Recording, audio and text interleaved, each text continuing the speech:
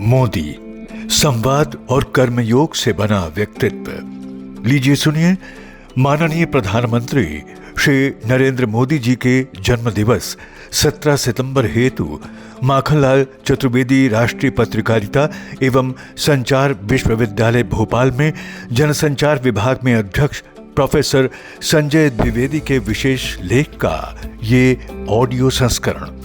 प्रस्तुतकर्ता भाजपा संगवारी। राजनीति में संवाद की बड़ी भूमिका है। कुशल नेतृत्व के लिए नेतृत्वकर्ता का कुशल संवादक होना अत्यंत आवश्यक है।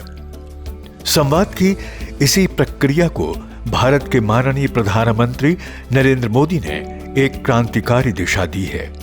आम आदमी से जुड़कर सीधे संवाद करने की कला को मोदी ने पुनर्जीवित कर जनता को प्रधान का दर्जा दिया है और स्वयं सेवक की भूमिका का निर्वहन कर रहे हैं। वे भारत और भारतीय जन को संबोधित करने वाले नेता हैं। उनकी देह भाषा और उनकी जीवन यात्रा भारत के उत्थान और उसके जनमानस को स्पंदित करती है। ये कहने में संकोच नहीं करना चाहिए कि नरेंद्र मोदी उम्मीदों को जगाने वाले नेता हैं। नरेंद्र मोदी के व्यक्तित्व का विश्लेषण करते हुए अक्सर लोग ये प्रश्न पूछते हैं कि आखिर उनकी सफलता का राज क्या है। आखिर वो कौन सी चीज है जो उन्हें भारत की मौजूदा राजनीति में नेताओं की भीड़ में सबसे अलग और सबसे खास बनाती है। असल में नरेंद्र मोदी की यात्रा एक साधारण इंसान के असाधारण बनने की कहानी है। वो आज जिस मुकाम पर हैं, उसमें उनकी संवाद शैली की सबसे अहम भूमिका है। उनके भाषणों की गूंज सिर्फ देश में ही सुनाई नहीं देती, बल्कि उन्होंने अपनी अनूठी संचार कला से दुनिया भर को प्रभावित किया है। वो बोलते हैं तो हर किसी के लिए उनके पास कुछ ना कुछ रहता है। वो अपनी बात जिस तरीके से समझाते हैं और लोगों को प्रभावित करते हैं, उससे लोग प्रेरित होते हैं। अपनी संवाद कला से प्रधानमंत्री मोदी ने देश के नेताओं को लेकर सोचने के बने बनाए ढर्रे को तोड़ने का काम किया है। आम लोग जब नेताओं के भाषणों से उकता गए थे, जब चारों ओर निराशा घर कर चुकी थी, तब उनके भाषणों ने हताश निराश माहौल के अंधेरे को छांटने का काम किया। वो आए और लोगों के दिलो दिमाग पर छा गए। अपने जीवन में मन वचन कर्म को एक कर उन्होंने करोड़ों लोगों में अपनी अद्भुत भाषण शैली से नई जान डाल दी। याद कीजिए 13 सितंबर 2013 का वो दिन जब नरेंद्र मोदी को भारतीय जनता पार्टी ने 2014 के लोकसभा चुनाव की कमान सौंपी और उन्हें प्रधानमंत्री पद का उम्मीदवार घोषित किया।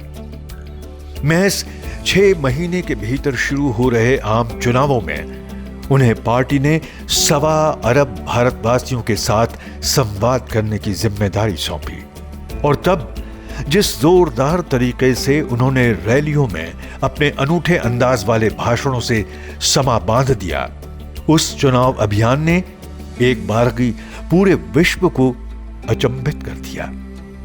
बगैर थके, बगैर रुके और बगैर एक भी सभा स्थगित किए नरेंद्र मोदी ने 440 रैलियों के साथ पूरे देश की 3 लाख किलोमीटर की बेहद थकाऊ यात्रा महज 6 महीने में पूरी कर रिकॉर्ड कायम किया।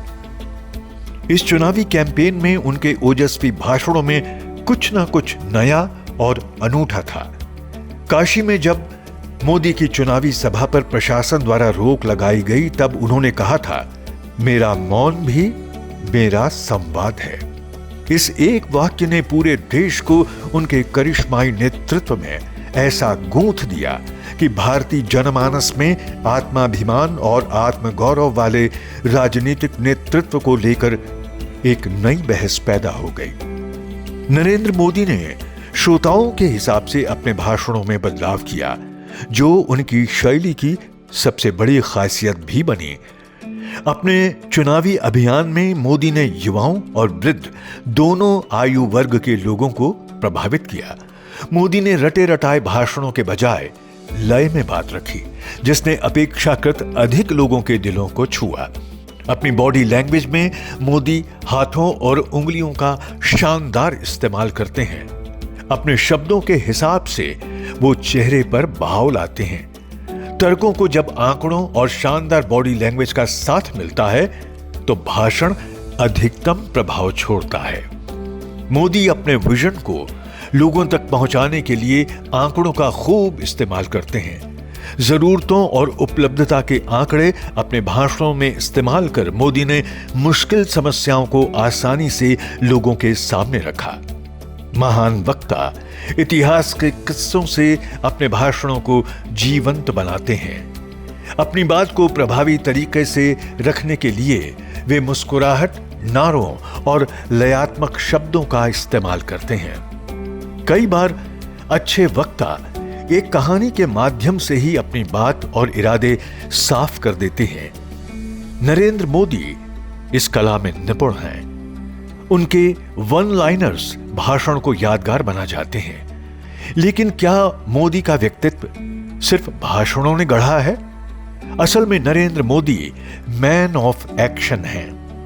उन्हें मालूम है कि किस चीज को कैसे किया जाता है और भाषण की चीजों को एक्शन में कैसे लाया जाता है। लक्ष्य केंद्रित मोदी को मालूम है कि उनकी जिंदगी का उद्देश्य क्या है।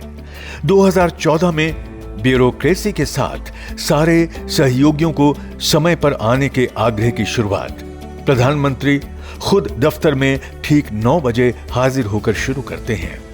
उनका ये एक कार्य ही मातहतों के लिए साफ संकेत था कि प्रधानमंत्री किस तरह की कार्यशैली के कायल हैं।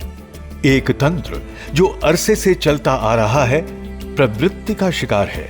उस तंत्र को भीतर से दुरुस्त कर उसे इस तरह सक्रिय करना कि देखते ही देखते सारा काम पटरी पर आ जाए।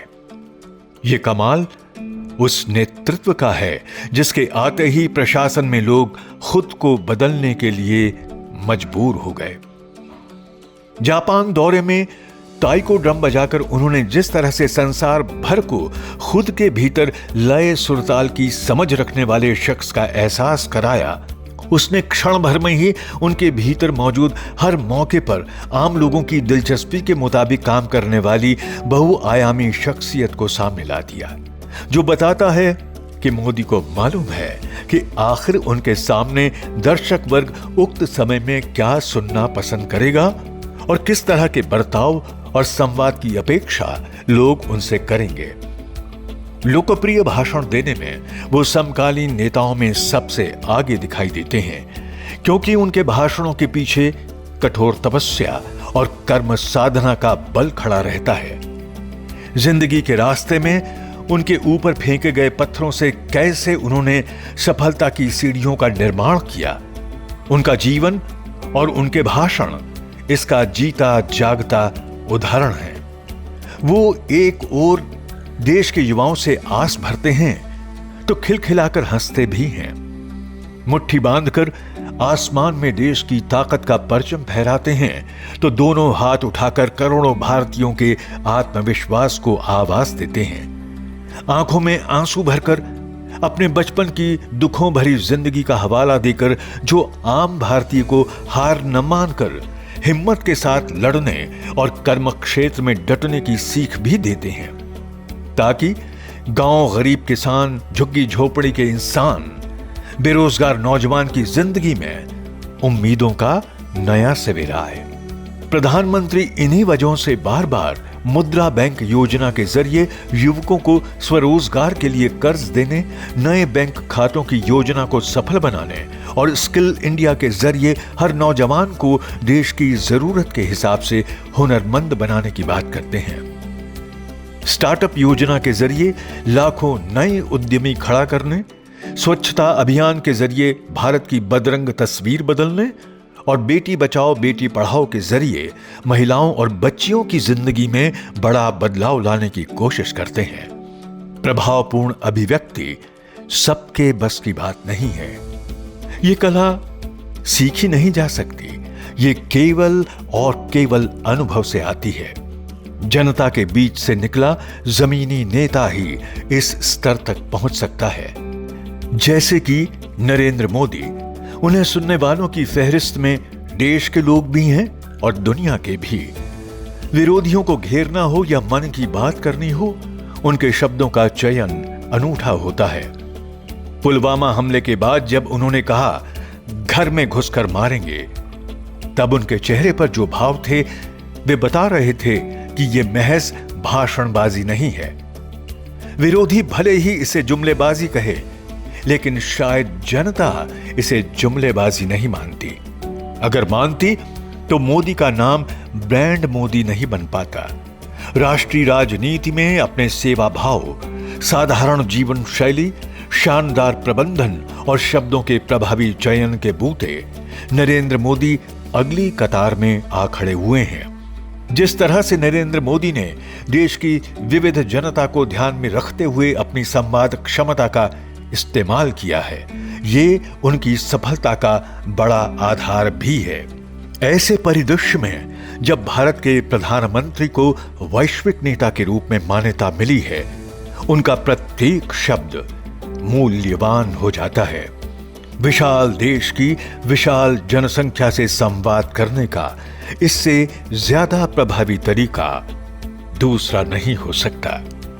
मोदी संवाद और कर्मयोग से बना व्यक्तित्व। आप सुन रहे थे माननीय प्रधानमंत्री श्री नरेंद्र मोदी के जन्म दिवस 17 सितंबर हेतु माखनलाल चतुर्वेदी राष्ट्रीय पत्रकारिता एवं संचार विश्वविद्यालय भोपाल में जनसंचार विभाग में अध्यक्ष प्रोफेसर संजय द्विवेदी के विशेष लेख का ये ऑडियो संस्करण।